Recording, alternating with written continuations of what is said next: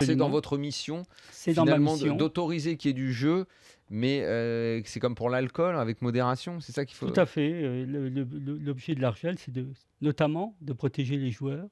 Alors on les protège contre la fraude. C'est très net en matière de paris sportifs. C'est aussi net en matière de poker, où on surveille les procédures des opérateurs en matière de lutte contre la collusion.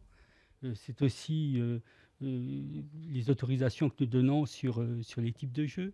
Les jeux ne doivent pas être trop addictifs.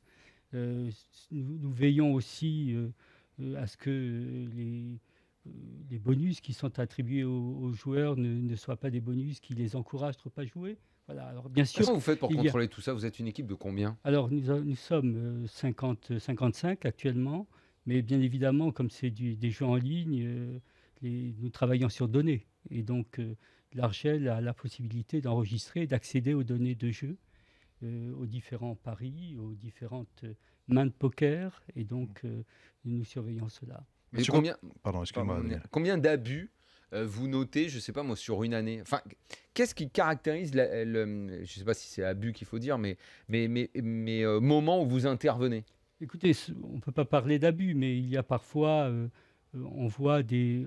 C'est précisément le cas en matière de paris sportifs, hein, puisqu'en matière de poker où les choses sont assez... Oui, généralement, c'est- quand on entend parler de vous, c'est pour les paris sportifs. Rarement Absolument. pour le poker, j'ai pas entendu parler de Ben, vos interventions. Oui, parce que de toute façon, les opérateurs savent très bien quelles sont les variantes qui sont autorisées. Et donc, par exemple, là, il est apparu au moment de l'ouverture des tables qu'il y avait une variante qui n'était pas autorisée. Nous avons fait l'observation et ça s'est arrêté tout C'est de quoi la suite. variante pas autorisée? Et c'est tout. Il y avait dans l'étape de PokerStar ouverte, ils ont laissé passer quelques joueurs espagnols sur des variantes qui n'étaient pas autorisées en France, où vous avez deux River. Et donc, du Ah coup, ouais Ah, sympa ça, de River là pourtant. Allez, Ah oui. on la veut celle-là. Bon, voilà. Moi, pendant une semaine, j'ai beaucoup perdu. Je suis sûr qu'il se passait un truc. Vous n'avez pas contrôlé ça? C'est à cause de la deuxième rivière, à mon avis. Mais Il ce lui que en vous faudrait dites, quatre, ce que Daniel. vous dites est très important parce que la vérification du générateur de nombres aléatoires est justement vérifier que le caractère aléatoire des parties est bien respecté et Ah que oui lorsque les cartes sont distribuées, il n'y a pas de trucage ou de Et comment manipulation vous faites pour possible. contrôler ça? Ah, ça, il y a plein de façons de le Oui, faire. si vous voulez, en fait, le générateur de nombres aléatoires, d'abord, on le contrôle au moment où, dans le code source, au moment D'accord. où le logiciel est mis en place. Vous savez, un générateur de nombres aléatoires, c'est d'abord une boîte noire qui produit des séries de chiffres. Et donc, ce qu'il faut vérifier, il y a des tests qui sont internationalement reconnus, il s'agit de vérifier que ces séries de chiffres sortent de façon aléatoire.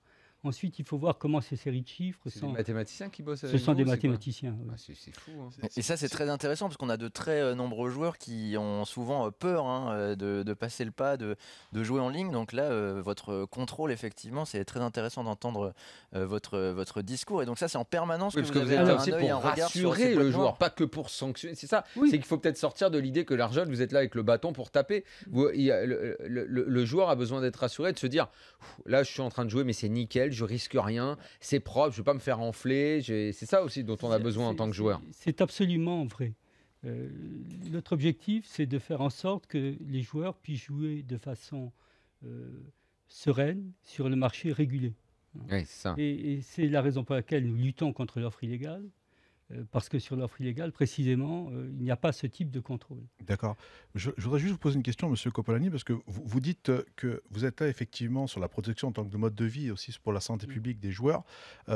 J'ai fait quelques recherches. Aujourd'hui, effectivement, il y a plus de dépendance de gens qui jouent aux jeux à gratter, comme tout ce qui est tac au tac et compagnie, ainsi que le bingo, vous savez, le bingo ou une forme de tiercé. Voilà.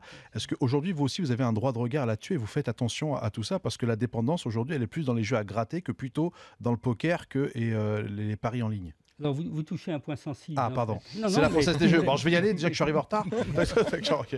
Non, mais c'est une très bonne question. Merci. Effectivement, l'Argel ne contrôle pas les jeux en dur. Nous ne régulons pas les jeux en dur. D'accord. Et, Jean en dur, c'est le gars qui va au tabac acheter son truc. Voilà, c'est ça, Ah, ouais. les jeux à gratter, etc. Ou même le monopole en ligne de la Française des Jeux. Et d'ailleurs, il y a un rapport parlementaire qui vient de sortir, qui a été publié, qui a été écrit par deux parlementaires, Olga Givernet et Régis Juanico, qui proposent qu'il y ait effectivement une autorité unique de régulation autour de l'Argel. D'accord. Que l'on soit compétent sur l'ensemble des jeux. Des jeux.